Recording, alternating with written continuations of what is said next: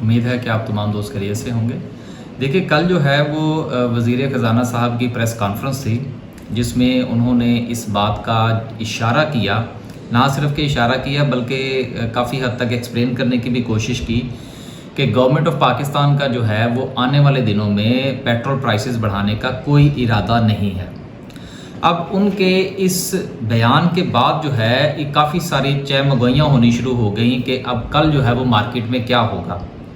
बहुत सारे मैसेजेस हमें भी आए, हमने भी अपनी राय का इजहार किया, लेकिन देखिए दो बातें जो हैं उनको समझना बड़ा ज़रूरी है।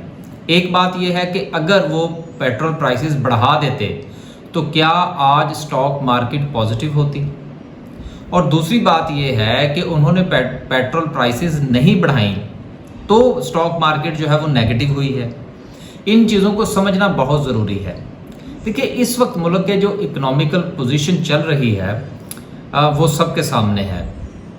अगर गवर्नमेंट जो है वो पेट्रोल प्राइसेस बढ़ा देती है तो मेरी ये एक अपनी ज़ाती राय है कि उसका भी स्टॉक मार्केट के ऊपर मनफी असर ही होगा।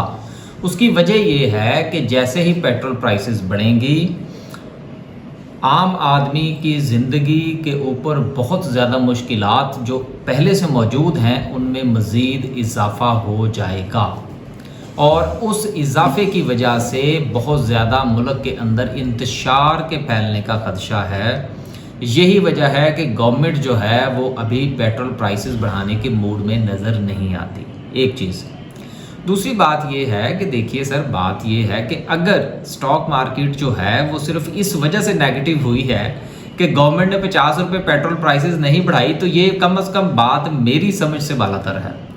उसकी वजह ये है कि देखिए इंटरनेशनली प्राइसेस जो है वो अप जा रही हैं, इन्फ्लेशन रेट जो है वो कंट्रोल नहीं हो रहा, इसके साथ और दीगर मामलात हैं। अगर पेट्रोल प्राइसेस भी बढ़ जाती हैं तो उससे स्टॉक मार्केट के ऊपर क्या पॉजिटिव इम्पैक्ट होगा, माँ सवाए इस चीज़ के कि जो हमारी इंपोर्ट एक्सपोर्ट्स हैं उनमें हमारी जो डॉलर की वैल्यू है उसमें भी फ़र्क पड़ेगा, क्योंकि आने वाले दिनों में हम डॉलर को मज़ीद ऊपर जाता हुआ देख रहे हैं।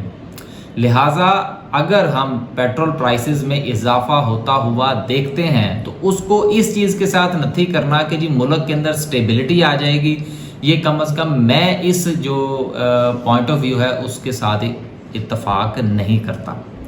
किसी भी सूरत जो है वो पेट्रोल प्राइसेस इंक्रीज़ करने से मुल्क के अंदर फाइनेंशियली तौर पर पाकिस्तान की इकॉनमी के ऊपर किसी किस्म का कोई मुस्बत असर होता हुआ मैं नहीं देख रहा।